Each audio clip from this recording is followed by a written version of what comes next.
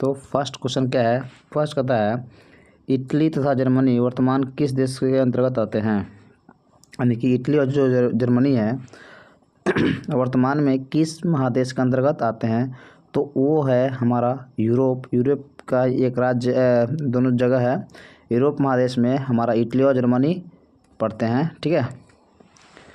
दूसरा है फ्रांस में किस शासन वंश का अपना स्थापना वियना कांग्रेस हुआ था। तो यहाँ कहने का मतलब जो फ्रांस है, फ्रांस में क्या था, जब 1789 क्रांति हुआ था उसी समय पे इसमें 1815 में एक क्रांति सम्मेलन हुआ था जिसको हम वियना कांग्रेस या वियना सम्मेलन के नाम से जानते हैं। यानी कहने का मतलब जो वियना सम्मेलन बोले या कांग्रेस, वियना सम्मेलन या कांग्रेस, इसकी जो एस्टैब्लिश हुआ था ये हुआ था 1815 को, ये हुआ था 1815 को। ठीक है। तो इसी के द्वारा फ्रांस में जो बुर्बो राजवंश का शासक था उसको स्थापित किया गया था। ऑप्शन नंबर सी होगा। दूसरा हैब्सबर्ग, जो उस समय हैब्सबर्ग एक ऑस्ट्रिया का था। ये जो शासक दिख रहा है आपको, हैब्सबर्ग ये ऑस्ट्रिया का था जो पूरे उस समय यूरोप पे लगभग इसी वंश का शासक था जिसको धीरे धीरे अंत करके हटा दिया गया। ठीक है। तो अब अगला क्वेश्चन है, कहता है मेजनी का संबंध किससे है। मेजनी का संबंध किससे है।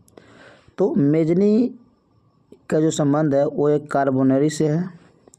मेजनी का जो संबंध किससे है, कार्बोनरी एक संगठन है, इसी संगठन से मेजनी का संबंध बताया गया है। दूसरा जो लाल सेना दिख रहा है ना आपको, ये जो लाल सेना गठन ट्रोट्स्की ने किया था। ट्रोट्स्की ने की थी। लाल सेना का गठन ट्रोट्स्की ने की थी। ठीक है। अगला क्वेश्चन है 4 नंबर, इटली तथा जर्मनी के विरोध में निम्न में कौन था। जो इटली था जो जर्मनी था उसके विरोध में, उसके विपक्ष में कौन कौन शामिल थे वो हमको बताना है। तो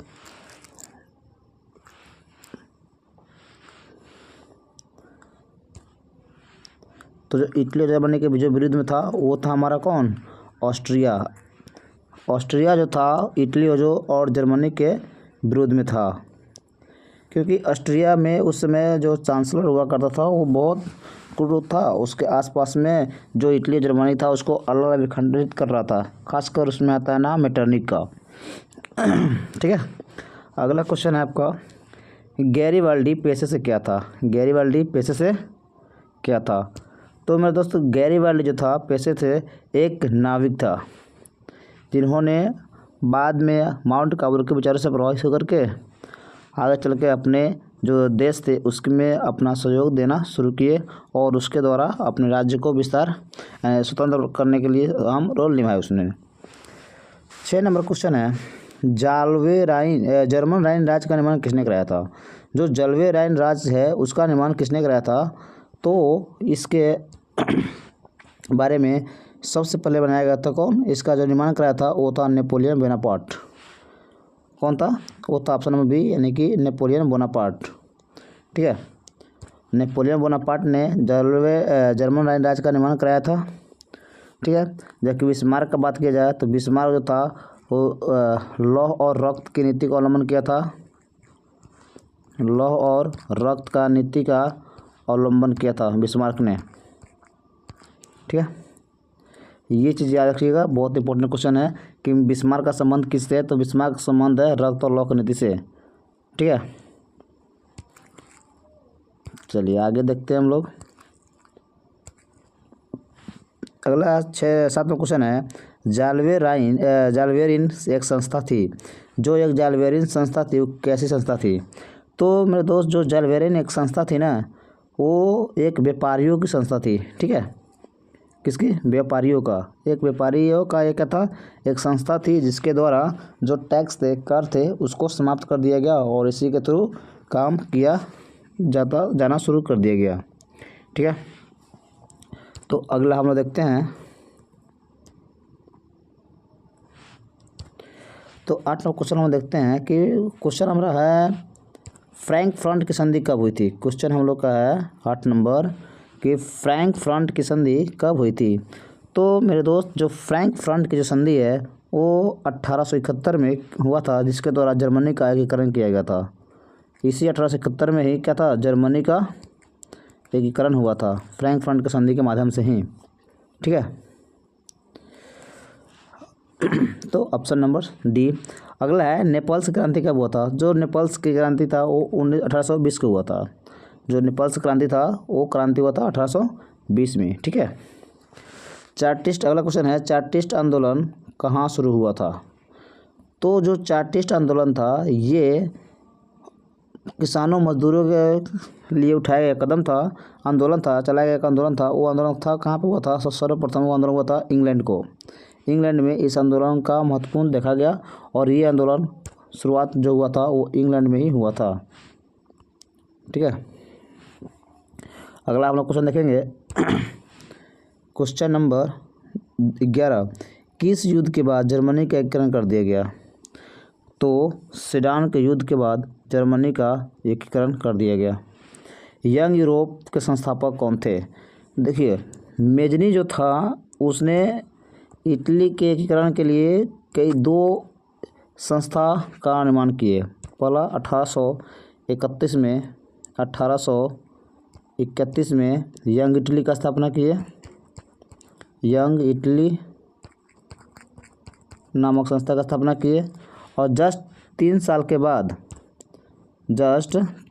के बाद इन्होंने 1834 में यंग यूरोप नामक संस्था का स्थापना किया। यंग यूरोप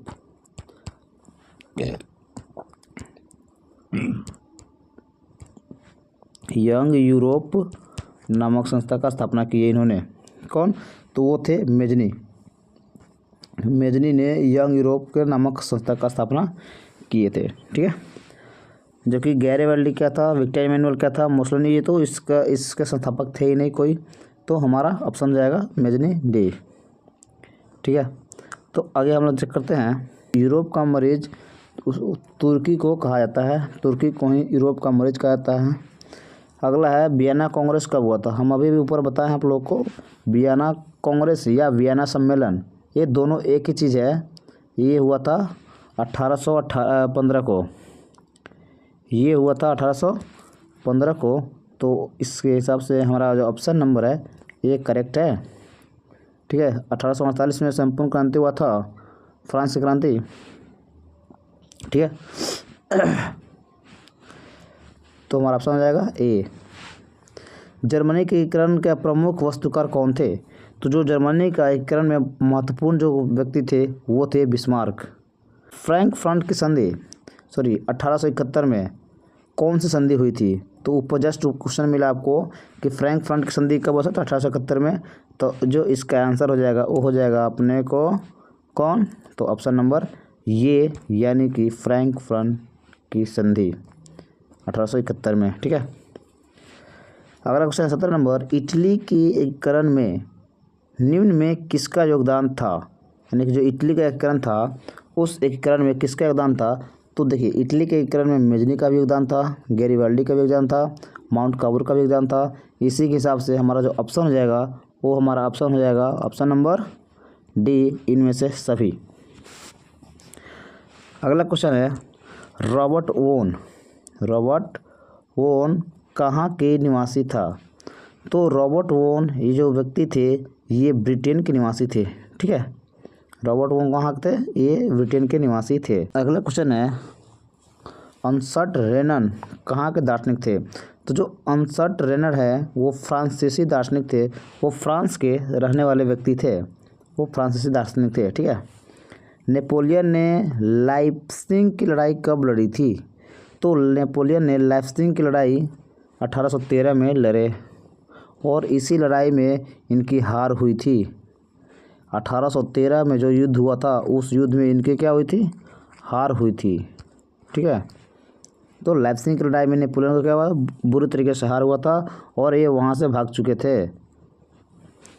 अब है कुस्तुनतुनिया की संधि कब हुआ था? तो कुस्तुनतुनिया की संधि 1824 में हुआ था। अंतिम जो क्वेश्चन है इस चैप्टर नंबर फर्स्ट का फ्रैंकफर्ट की संसद की बैठक कब बुलाई गई? तो फ्रैंकफर्ट की संसद की बैठक मार्च 1848 को बुलाया गया था। इसका जो आंसर क्या हो जाएगा? ऑप्शन नंबर बी, मार्च 1848 को बुलाया गया था। ठीक है, तो इसी के साथ इस चैप्टर नंबर 1 का जो फर्स्ट जो चैप्टर था उसका कुछ जो महत्वपूर्ण क्वेश्चन थे जीके का वो बताया गया है। सारे क्वेश्चन